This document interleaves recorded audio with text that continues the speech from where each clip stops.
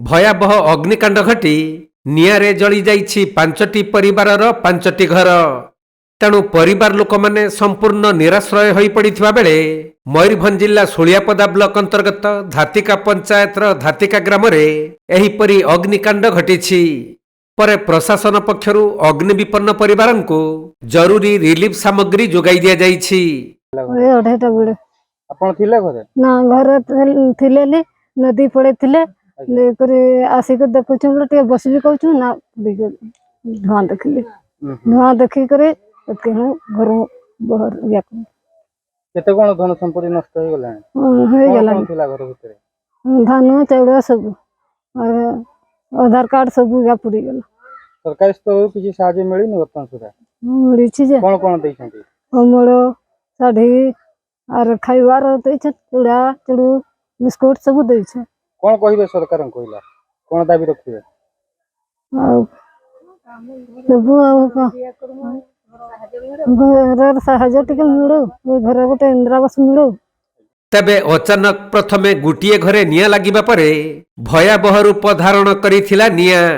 ଆଉ ପ୍ରଖର ବେଗରେ ମାଡ଼ିଯାଇ ଗ୍ରାମର ସୁରଭି ଧଳ, ମାଳତୀ ଧଳ, ରଜନୀ ଧଳ, ପ୍ରେମାନନ୍ଦ ଧଳ ଓ ବୃନ୍ଦାବନ ଧଳଙ୍କ ଘର ପୋଡ଼ି ପାଉଁଶ ହୋଇଯାଇଥିବା ବେଳେ ଘରେ ଥିବା ଧାନ, ଚାଉଳ, ନଗଦ ଟଙ୍କା, ଲୁଗାପଟା ଓ ଆସବାବପତ୍ର ସବୁ ନିଆଁରେ ଜଳି ପୋଡ଼ି ନଷ୍ଟ ହୋଇଯାଇଛି।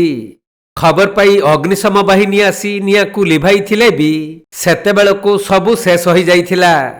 ତେବେ ନିଆଁ ଲାଗିବାର କାରଣ ସ୍ପଷ୍ଟ ହୋଇନଥିବା ବେଳେ ସରକାରୀ ଘର ଓ ଅତିରିକ୍ତ ଆର୍ଥିକ ସହାୟତା ପାଇଁ ଅଗ୍ନି ବିପନ୍ନ ପରିବାର ଲୋକମାନେ ଗୁହାରି କରିଛନ୍ତି। 2:30ରେ ଅଗ୍ନିକାଣ୍ଡ ହେଲା।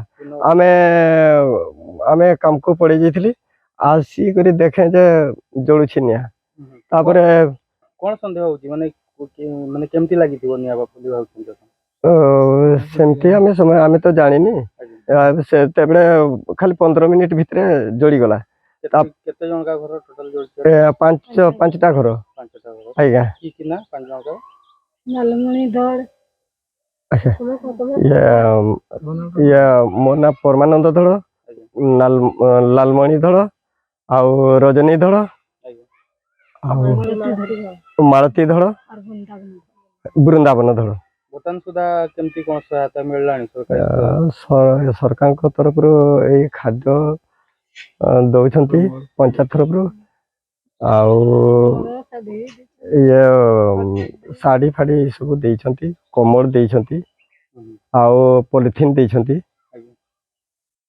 ବର୍ତ୍ତମାନ କେତେ କଣ ନଷ୍ଟ ହେଲାଣି? ବହୁତ ଧାନ, ଚାଉଳ, ଆସବାବପତ୍ର ସବୁ ନଷ୍ଟ ହେଇଗଲା। ତାପରେ ଆଧାର କାର୍ଡ, ଜବ୍ କାର୍ଡ, ଏ ସବୁ କାଗଜ ପତ୍ର, ଛୁଆ ମାନଙ୍କର ବହି ପତ୍ର ଏ ସବୁ ଜଳି ଯାଇଛି। ଆଉ କଣ କହିବେ? କଣ ଦାବି ରଖିବେ? ମୁଁ ସରକାରଙ୍କ ତରଫରୁ ସରକାରଙ୍କୁ ଅନୁରୋଧ କରୁଛି ଯେ ଆମକୁ ସରକାର ତରଫରୁ କିଛି ସାହାଯ୍ୟ ସହଯୋଗ କଲେ ସରକାର, ଆମେ ଟିକେ କିଞ୍ଚିତ ପରିମାଣରେ ଉପକୃତ ହବୁ। ମୟୂରଭଞ୍ଜ ଜିଲ୍ଲା ମୁରୁଡାରୁ ଜ୍ଞାନରଞ୍ଜନ ବେହେରାଙ୍କ ରିପୋର୍ଟ, କୋଣାର୍କ ଲାଇଭ୍।